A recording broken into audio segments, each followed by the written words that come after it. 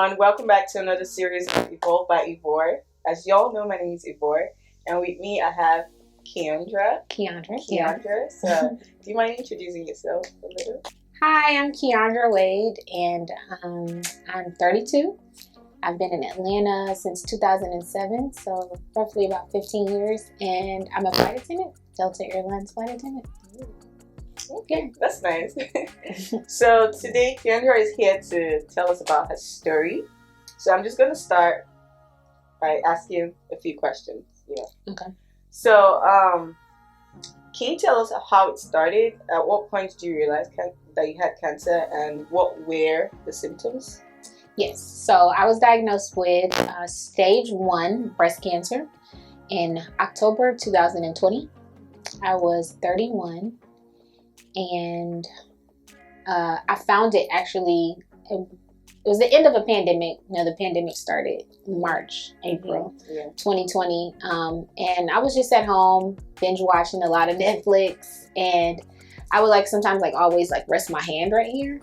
And I felt something that was really hard, really, really hard. It was very little though, so it wasn't as alarming, but I was just more what is that? And the first time I kind of wrote something down about it was in March. But even in March, I remember I wrote down in my notes, this isn't the first time I felt it. So I felt it before, but it wasn't something enough to where I felt I should have wrote it down. But in March, I felt it was the size of a pea, so very little. And then maybe around June or maybe May, I was I felt like it was the size of a grape. This is just, me making notes in my phone for myself. And I thought to myself, okay, this is getting a little bigger. So, I called to see if I can get a mammogram. And the earliest they had was November. And November of 2020. Yes. Oh. Yes. But this was March. Yeah. March, May, where I was okay, maybe I should get an appointment. But this was because of the pandemic, right? Yes. Yes. So we're in 2020. The pandemic has started. I'm at home. I feel something. I called to try to get a mammogram, and they said they don't have, the earliest is November. So I go through with the appointment, but I knew I had a regular OBGYN checkup. So I just figured I would bring it up to my doctor. And I did. And so that was June. And he was kind of dismissive of it, but he was more I think you're okay. He was I think you're fine. But it just wasn't sitting well with me. So I actually called back June, July, to see if if it was a possibility if I can get my mammogram moved up. And they first, I just knew they were going to say no, but they basically were well, are you having a problem, with it? And I was well, no, I'm not having a problem, but I feel something. So they're okay, well, you're just scheduled for an annual mammogram. We would have to change this to a diagnostic mammogram. And because of it, we can move you up to October. There's openings for October. So when I went in October, they was more I think the annual is more just a basic checkup. But the diagnostic kind of turned it into, okay, where are you feeling something? Where is the problem? And I almost think it was maybe taking it a little bit more serious. So when they did the mammogram, they did 3D mammogram, and then they immediately did ultrasound, I think, of my breast. And I sat and I waited for a while, and then someone came in and basically was we want to send you to a breast specialist. So then I kind of was something's wrong. Yeah. So from the time you found out it was a P, but when you did the actual mammogram, it was great. But it was all still stage 1. Yes. When they did the biopsy, they ended up getting me into the breast doctor the next day. And she did a biopsy right away. And I knew I was familiar with the doctor because she had treated my mom and my sister. But I was more okay, this is probably a cyst, So when she did the biopsy, October 9th, I had to wait the 11th, the 10th, the 11th, and the 12th. She called me and said that it was stage 1 breast cancer. And even then, I was like, wait, what? Like, why is not a cyst first? You know, like, I just found this. You know, I was more thinking, that it would have been a cyst before it was breast cancer, but that's not true. And I think that's probably like a misconception. People could just be like, oh, if I feel something, it's probably a cyst. But I mean, in my case, it wasn't, unfortunately. So. Okay. Well, thank God it didn't, because, I mean, I understand the pandemic, but I just feel like if you called the hospital in March, they should have scheduled you for an earlier, because what if it was actually like more serious, like maybe like a stage 4? Yeah. Like you said, probably because of the pandemic. That's why I don't even think it's the pandemic. I think mammograms are not as easy to get. Oh, for real? I think. I don't know. Because that's a long time. That's like almost a year. Yeah. March, well, like I said, I found it in March, but when I called, it was more like I knew that I had like a regular pap smear coming up, you know. So that was in June, and I just knew my doctor, because he's actually the one that kind of ended up doing like a genetics test on me years prior to it in 2013. And so he knew the history, like with my mother and stuff like that. So if anything, I thought that he would have been more like, oh wow. But he was like, oh, you're fine. Yeah. I mean, you said your mom and your sister Yeah. had it. Yeah. So like, if it was already in the gene, I would have expected that at least they would have taken it more seriously. You would think. But he was my doctor since I was like 19. And I don't think he was dismissive. I think he was just too casual with it. But I can't fault him, because he did say, if you feel like it's something, you know, you're going to get a mammogram anyway. Yeah. So more like, you know, just tell them what you're telling me. But when he did my, like, when you have like your yearly checks, you get like a pap smear, but then the doctor also gives you a check, you know, right? When he did the check and I was pointing, like, I feel something here, he was like, that's your rib cage. More like, that's not what you think it is. So I was like, okay. But as like time went on, days, I was like, nah, I just want to get it checked, just to be sure. But even then, I still thought, okay, it's gonna be a cyst, but it wasn't. Well, thank God you did that, though. Yes. You followed your instincts and still did it. Yes, definitely be in tune with your body. So, what changed for you? How did you react to the news? And what were your first thoughts when you found out? The first thoughts that I had was, really? And I was like, huh? Me? I mean, even though like my mother had breast cancer, I still didn't think that I would get it. I just felt like I would be on top of it. Like, my mom was 59 when she was diagnosed. And my mom was very like Christian, spiritual, and I think she just kind of, I don't even know when she felt it, but by the time she told us, you know, I think it was more like she was like praying it away. You know what I mean? So I don't know how long she felt something and then, you know, didn't, and then I'm not sure. Unfortunately, my mom passed in 2013, so I can't ask her, you know, like, you know, what were you feeling? But when I felt it, I was more like, but I've been on top of it. Like, I was thinking to myself, if I go to the doctor, if I'm on top of things, if I'm healthy, like, if I'm young, like, why would I get it? And, you know, all of those questions are more just like, you know, not saying why wouldn't I, but cancer doesn't have like a specific gender. I mean, even men can get it.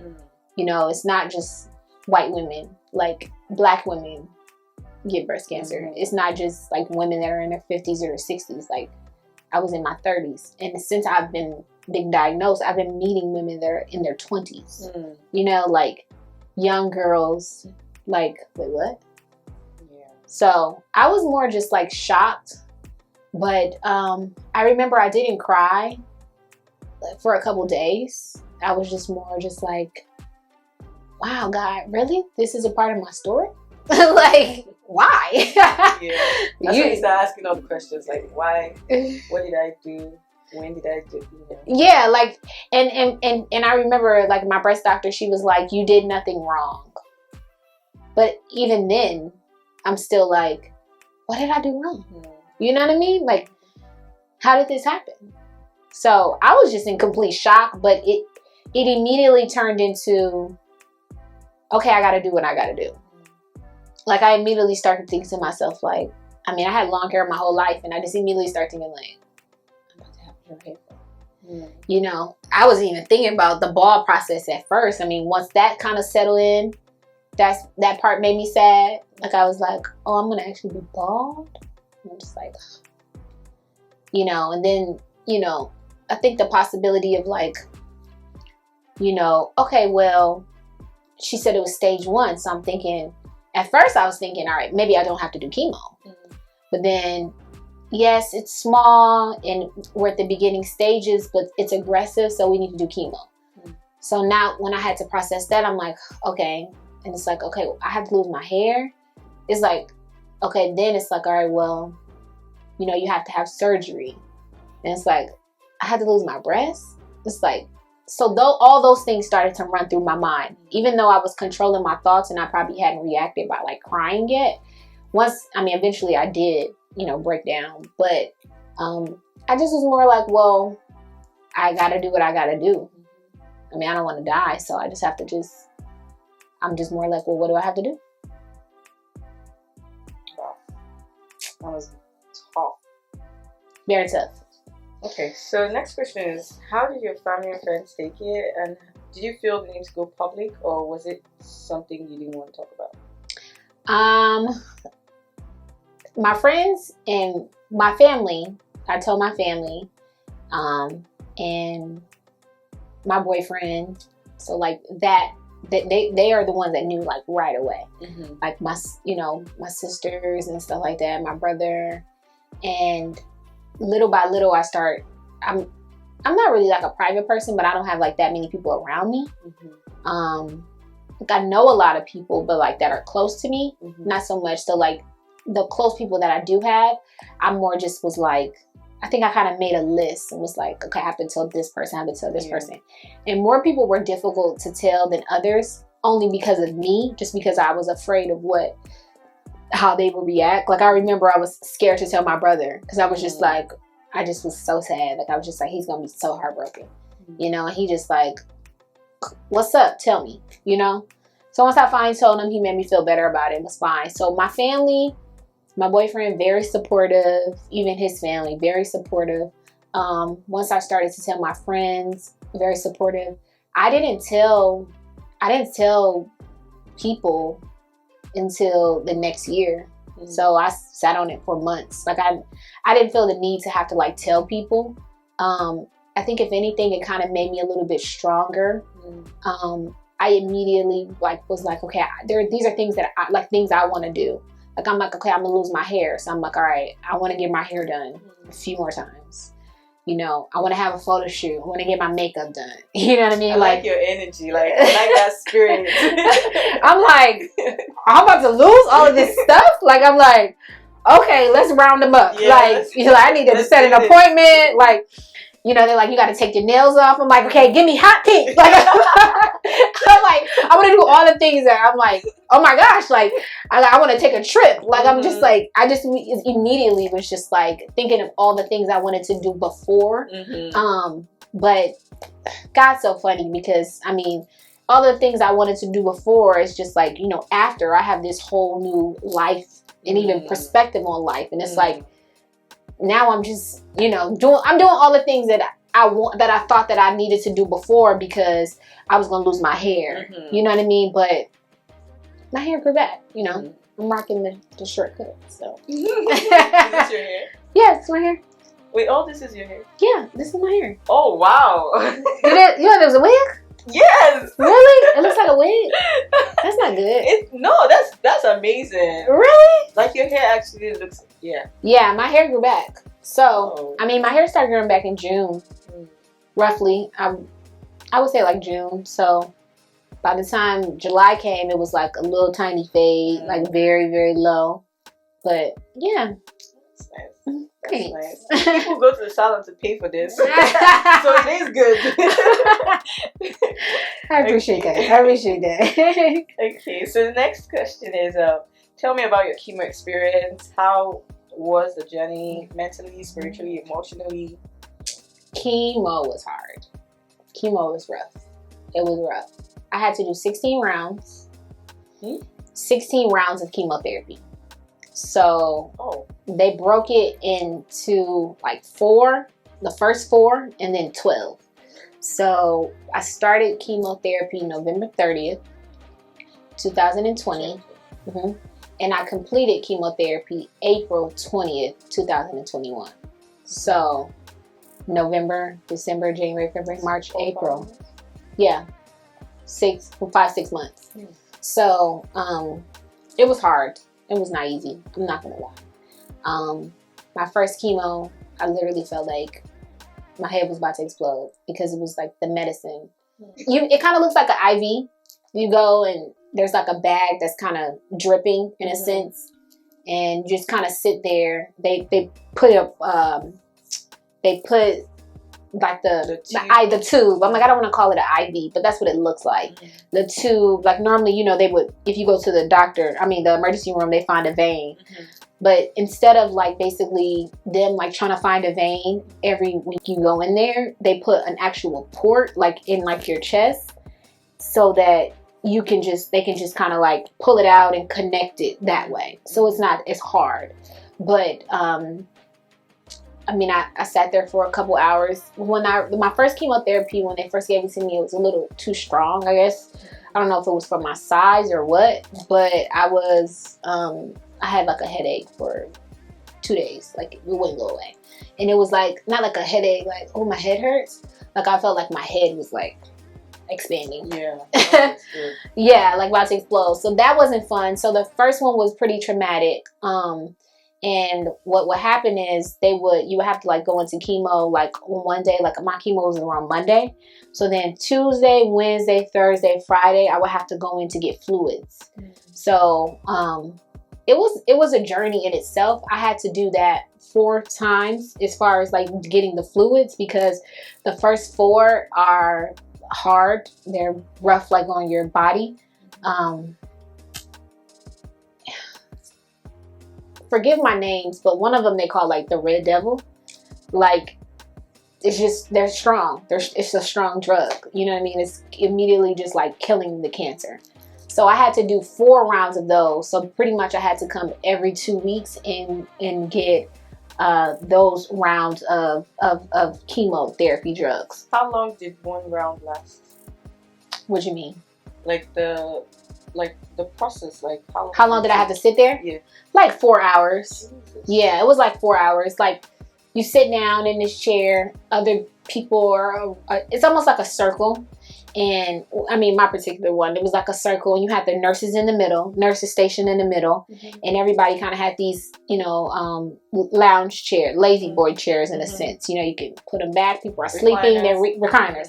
People are sleeping. They're reading books. Every day I would come, every week it's like, okay, I would watch the news or watch the reel, watch Wendy, you know what I mean? Everybody there was taking the chemo. Yes. Everybody was, getting some type of form of chemo at my place in particular. But yeah, you would just sit there and the nurses would come up and check on you and switch out your bags and stuff like that. And they would have, snacks, ginger ale. But a lot of times you just felt so sickly, I would just put the cover over my head and just go to sleep. And, once I hear it beeping, they kind of tell me like, oh, you have these many minutes left. You can call your ride, so I would call my ride, and my close circle, they would come and get me. And then the next day I would have to come back and do fluids. That was like about an hour. The fluids itself, like actually coming and actually getting the fluids like Tuesday, Wednesday, Thursday, Friday. So I had to do that, like I said, 4 times.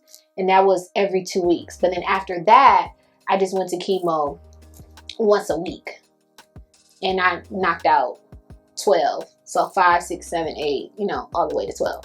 So it was a long process. One time I had to get a blood transfusion because my levels had dropped so much. And it was another time, the second time I went in for my chemotherapy, they said I had an anxiety attack. It didn't feel like that to me. It felt like I was about to die. You know what I mean? But it was an anxiety attack. I had to get rushed to the hospital, and it was more like, okay, well, we're going to give you some medicine to take before you start chemo. I don't know if my nerves was high, but it was not an easy process. But definitely with the help of like my support team, I got through it.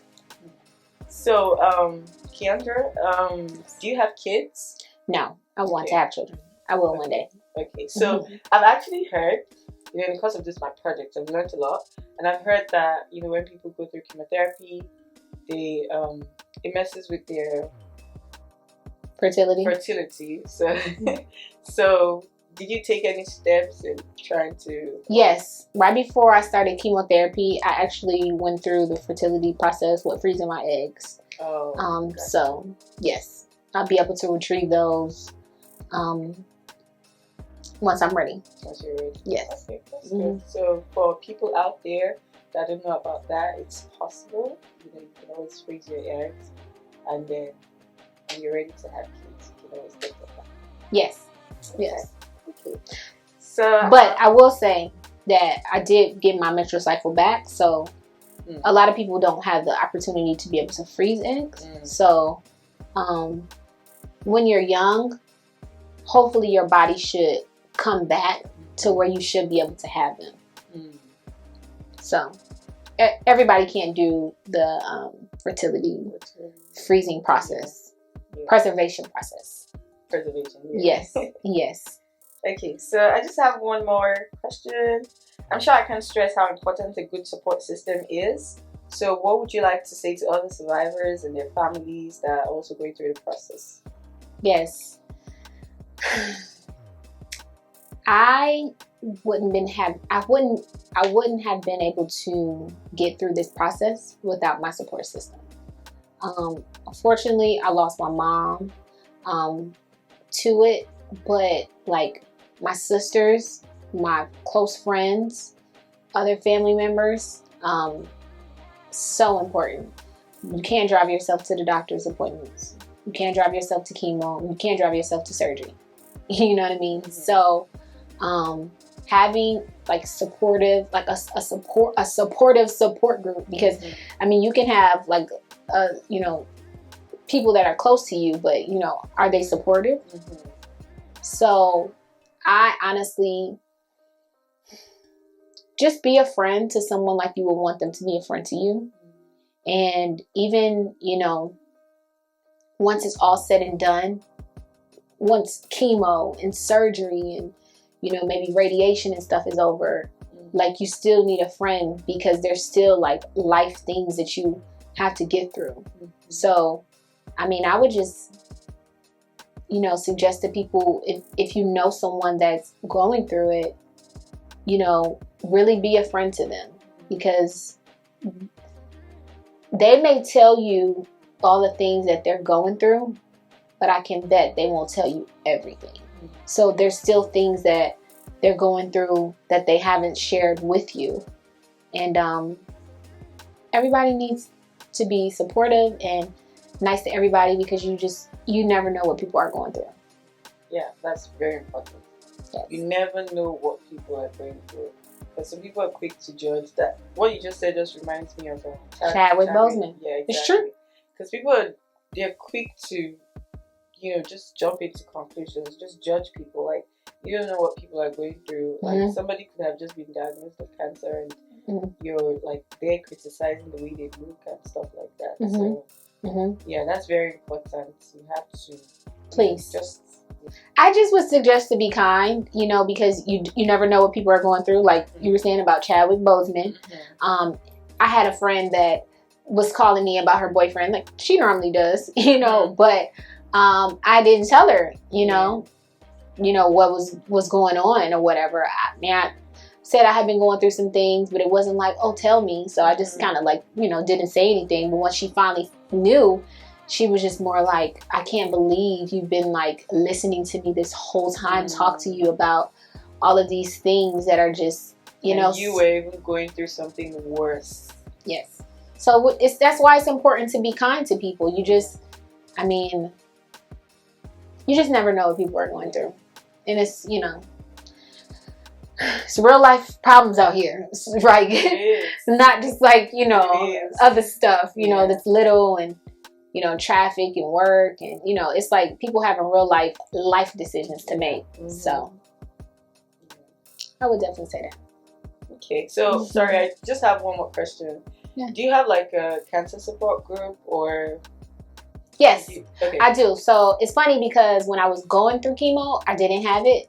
And I think that's probably why I'm not saying probably, but I probably could say that I, maybe pulled on my support group. I didn't have a support group like of ladies that I didn't know. I was looking for one.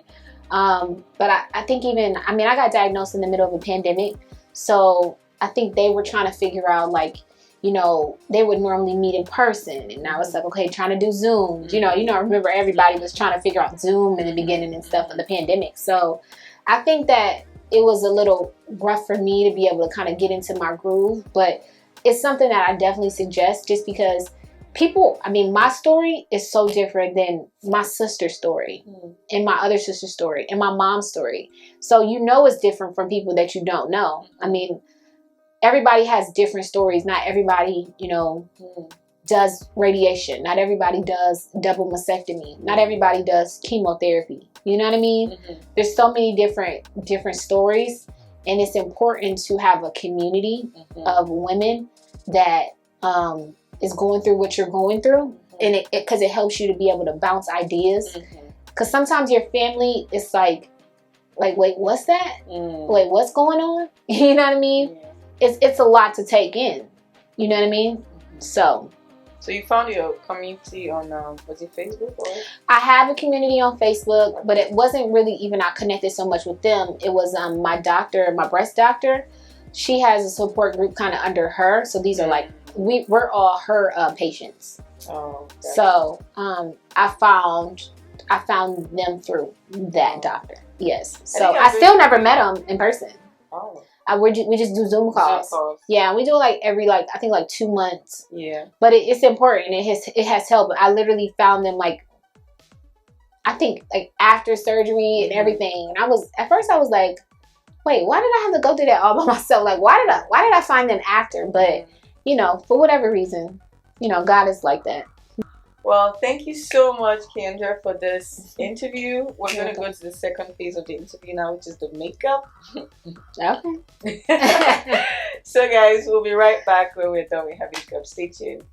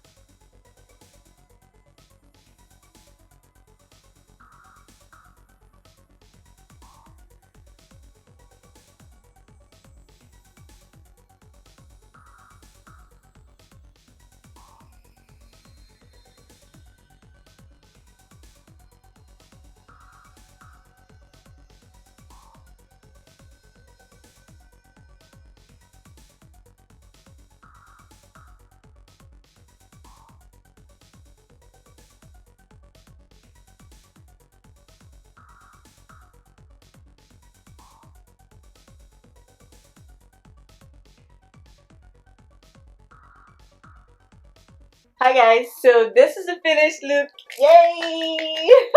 Thank you. I love Thank it. you so much. Thank you so much for doing this interview with me. Thank I had you. so much fun. Yes, we had a ball. And thank you guys so much for watching. And I'll see you in the next video, in the next session. Bye.